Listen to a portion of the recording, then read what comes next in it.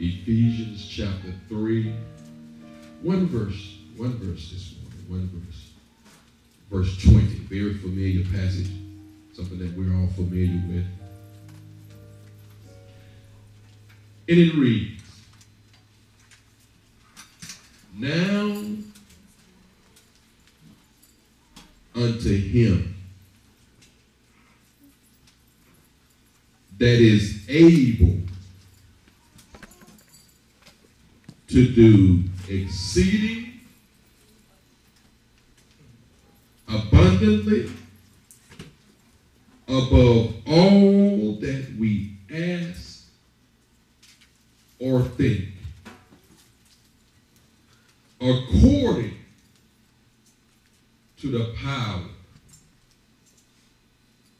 that worketh in us. Let me read that again. I want y'all to get this.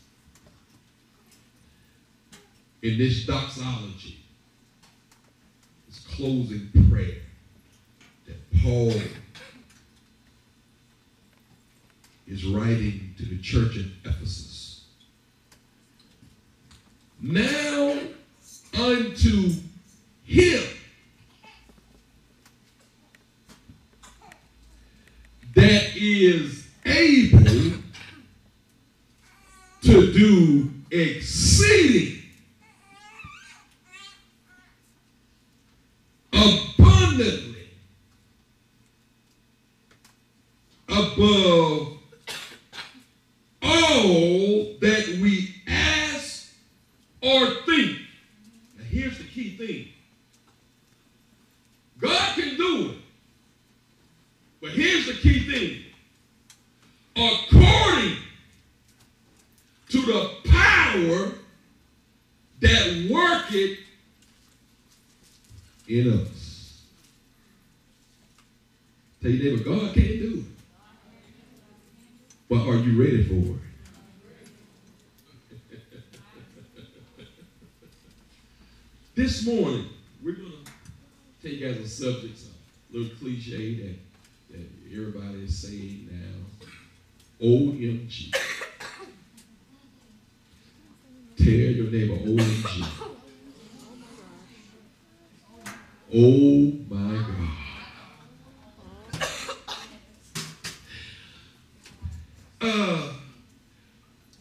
As I was meditating on this O.M.G., it is a cliche that's become very popular amongst people today.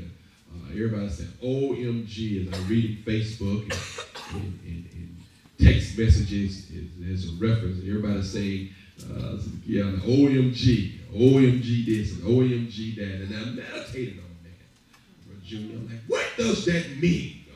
What, oh my God, God, they got your name, God, and they know, oh my God, what, O.M.G., what does that mean? He said, now, O.M.G. is a state of being overwhelmed.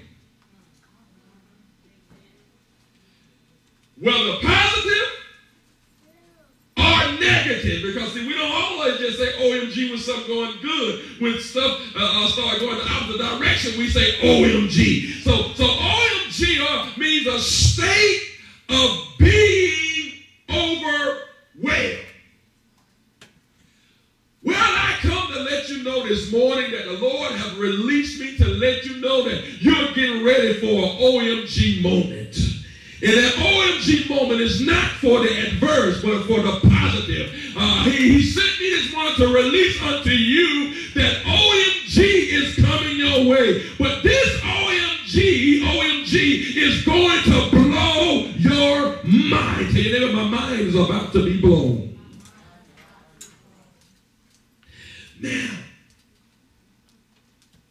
as we look at this third chapter in Ephesians, Paul is starting out admonishing the church in a letter to strengthen through the Spirit. He's strengthening them through the Spirit.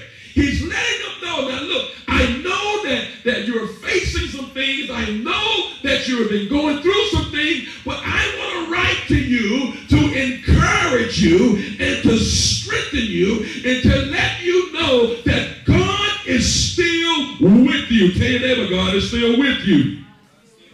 See, I found this out that sometimes it is God's will for you to go through.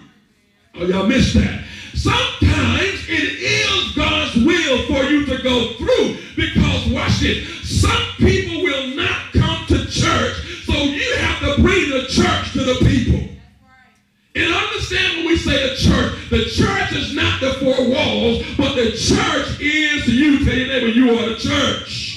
So what happens when God said, I want to take you, the church, to the people? And this is what was going on. Paul was encouraging them, letting them know that understand that no matter what you are encountering, no matter what you're facing, no matter what the difficulty is, I come to let you know that Jesus is still with you. And understand this, that there's some things that he's going to do that's going to blow your mind. But here's the question. Are you ready? Are you ready? Yeah. God, when God moves, he moves in a time space that that is not in accordance to our time space. What do I mean? When God got ready to bring the children of Israel over to the promised land, he didn't wait until everything was comfortable and convenient. He waited until the Jordan River overflowed and said, now it's time to go. What happens when God says, when everything in your life is turned upside down, when the river Jordan is flowing over its banks in your life, then God says, now it's time to move. What am I saying? Because he wants you to know that it's him that's doing it and not you, and you get no credit for it. So God is saying, I'll wait till everything becomes chaotic, then I'll move. I don't know who I'm talking to this morning. I don't know who this is for. Maybe it's for me. But God said, I'm going to wait until everything seems turned bottom side up. They give you an O.M.G. moment so you can stand back and say, O.M.G., O.M.G., yeah, that's O.M.G. Or do I have any witnesses in this place? Has anybody ever encountered an O.M.G. moment? Has anybody ever said to God, O.M.G.? As a matter of fact, I dare you to shout in the atmosphere, O.M.G. Now here's the thing. In this doxology, Paul starts out in that Ephesians 3:20. He said, now unto him. Pause that, Sister Mark. Now unto who? Him. That raises point number one. Now unto him. Number one. Nobody greater. There's nobody greater. I've tried other stuff. I've tried other things.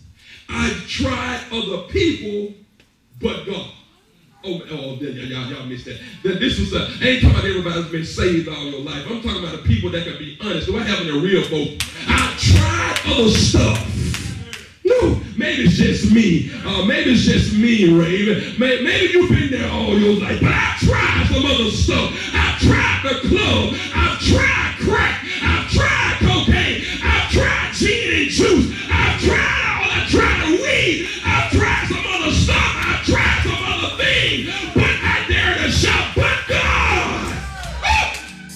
Do I have any witnesses that? What kept you when you were out there? What kept you when you were clubbing? Who kept you when you were doing your thing? But I dare to shout, but God.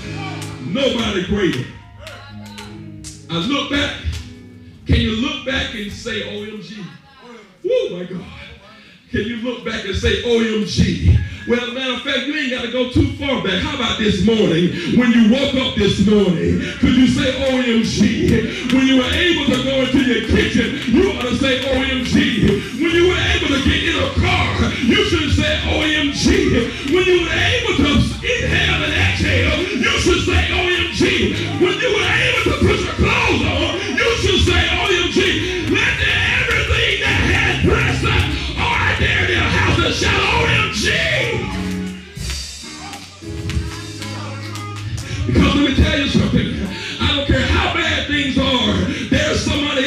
in a worse state than you. You may not have the things that you desire, but there is somebody that's worse than you. And what you need to do is don't wait until the battle is over. You need to start praising God right now for what you have. God, I thank you. I may not be what I ought to be, but God, I thank you.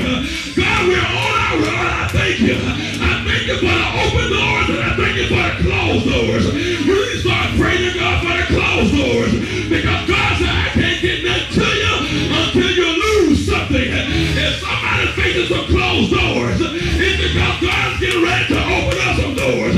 He said, I'm not going to do both at the same time. I'm going to close it first before I open it. Who I have in the radical folks in this place that'll start praising God for the doors that were closed. God, I thank you for everybody that walked out of a life. God, I thank you for every lie. God, I thank you for every backbiter who I have in the witnesses in this place this morning, that you would give God the praise, because if it hadn't been for the Lord that was on your side, where would you be? How about your neighbor tell your neighbor, thank God, thank God.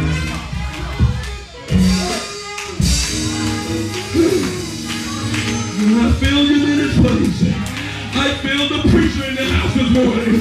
I feel the presence of the Lord in this place this morning. I don't know about you, but I'm having an O.M.G moment. I'm in an O.M.G moment in my own life. Is there anybody in this place besides me that's having I dare to shout O.M.G?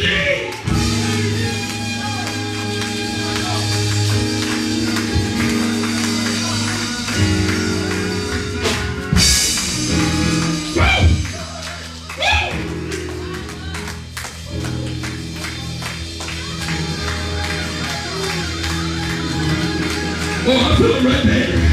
I don't know if we're going to finish this one, but I feel it right there. I feel it right there. I feel like David.